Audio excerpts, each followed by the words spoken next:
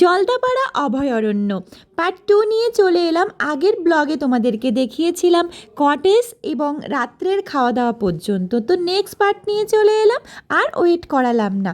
তো ভোর 5টার সময় উঠে গেছিলাম এবং আশেপাশের সমস্ত কিছু দেখে নিলাম। দেখে নেওয়ার পর গাড়ি ধরে ফেললাম। এই গাড়িতে করে চলছি আমরা জঙ্গলের উদ্দেশ্যে।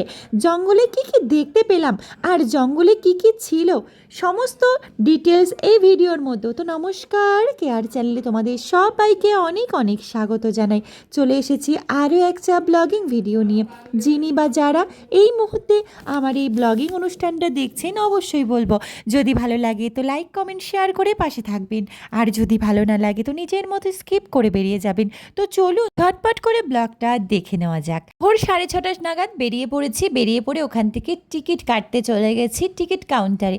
টিকিট কাউন্টারে কিন্তু কি কি লাগে জানো? টিকিট কাউন্টারে কিন্তু আধার কার্ডের জেরক্স বা তোমাদের যে সমস্ত ডকুমেন্টস থাকবে সেই সমস্ত ডকুমেন্টসের জেরক্স কিন্তু অবশ্যই লাগবে।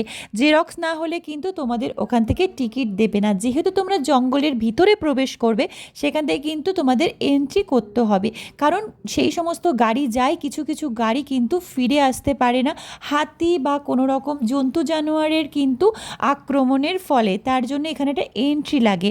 তাই প্রথমেই তোমাদেরকে এন্ট্রি করাতে হবে তোমাদের আধার কার্ড বা যে কোনো যেই সমস্ত পাস তোমাদের কাছে আছে ডকুমেন্টস, সেটা পাস করাতে হবে।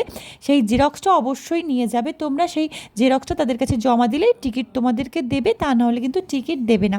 এটা মাথায় রাখতে হবে।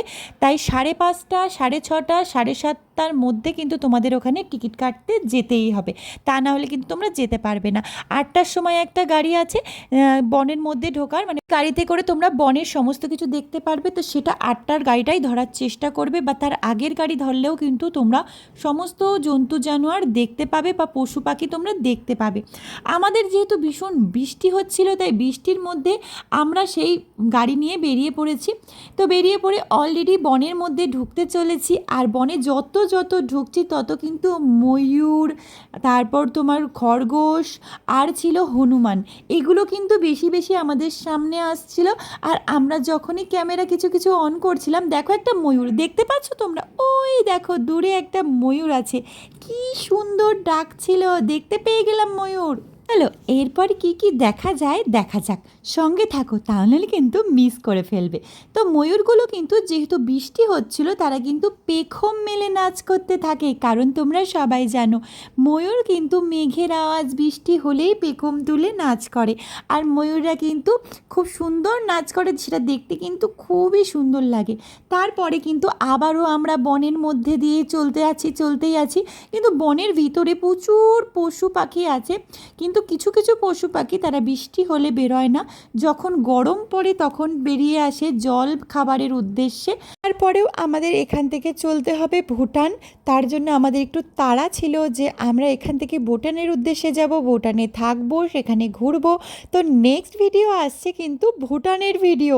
তার আগে কিন্তু ভিডিও এসে গেছে বরফের ভিডিও। কারা কারা দেখোনি দেখে এসো চটপট করে। আর যারা যারা ভুটানের ভিডিও, ভুটানের ব্লগ দেখতে চাও, তারা চটপট করে ফলো বাটনে ক্লিক করে সঙ্গে থেকে যাও। ওই ব্লগে জানাবো ভুটানে যেতে গেলে পাসপোর্ট ছাড়া এখন কি কি নিয়ে গেলে তোমাদের ওই দেশে তোমাকে অ্যালাউ করবে, আর নতুন নিয়মে কি কি ডকুমেন্টস তোমাদের লাগবে, আর আমরা কোন ডকুমেন্টস নিয়ে যাইনি, আর সেই ডকুমেন্টসটা আমরা কিভাবে কালেক্ট করেছি, আর কিভাবে ভুটানের মধ্যে এন্ট্রি করেছি, আর ভুটানের টাকাগুলো কিভাবে এমনিয়েছি, সমস্ত ডিটেলস নিয়ে ভিডিও আসবে। তাই চটপট করে ফলো করে দাও।